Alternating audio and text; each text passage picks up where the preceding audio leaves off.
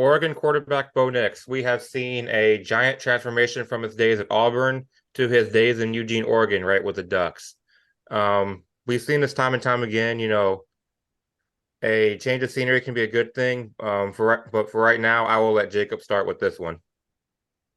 Yeah, Bo Nix is obviously a quarterback that started his first game at Auburn and got his first win actually against Oregon. He was at Auburn for 2 years and then he transferred to Oregon in 2022, where he has been a star for the Ducks right now.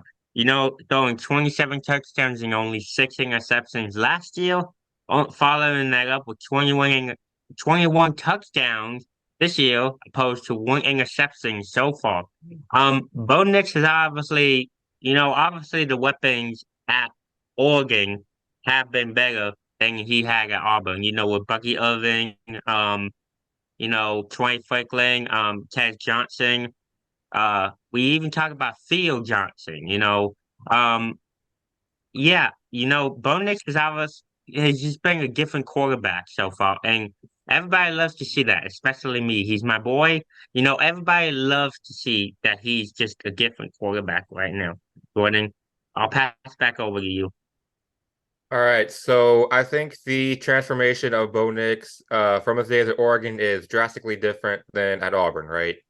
At Auburn, we saw at times he didn't know what he was doing. A lot of times he was running like a chicken with his head cut off because offensive line just, for whatever reason, did not block, and he was just running for his life. But at Oregon, I think that you've seen him turn into a Heisman contender, right? Last year he didn't exactly get the job done, but this year he might be the front runner. Jake and I disagree on that. I think Michael Penix Jr. For starters, but getting back to Bo Nix, like I said, a change of scenery can be good for somebody, and I think this has definitely been a good thing for Bo. Evan?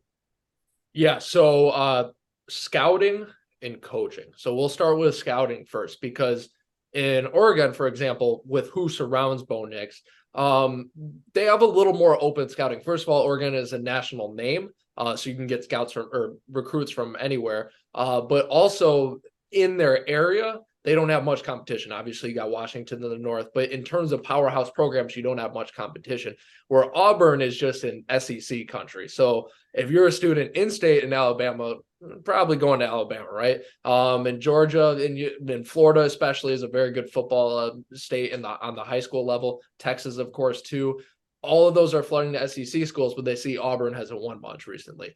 So that's for sure a factor, but also coaching. Now, I don't know what's his name, Lanning? I don't know how long he's been at Oregon, but think about Oregon's history. Justin Herbert recently, Marcus Mariota recently. They know how to pump out quarterbacks there. So actually, let me check with that, Jake. How long has the current Oregon coach been there? I believe Dan Lanning actually took the job at Oregon in 2022. Am I correct on that, Jordan? You would be. He left UGA. He was a defensive coordinator at Georgia until 2021. So yes, 2022 head coach at Oregon. So, which is interesting because that would make him seem like a Which defensive was coach. be interesting because that was the year that Bo Nix transferred to Oregon. Oh yeah, yeah. Well, yeah. He personally, I guess, saw him in the SEC and saw something he liked. But I mean, you look at Auburn's system right now. Auburn can't throw a pass. I remember the game against Texas A&M; they couldn't throw a pass. I think against I don't remember. I think Georgia they were struggling. Like you look at their system right now, it's still not great without Bo Nix. So I got on Bo Nix a lot. I thought he wasn't that great. But sometimes it does just take a change of scenery, and that's what they've gotten right now.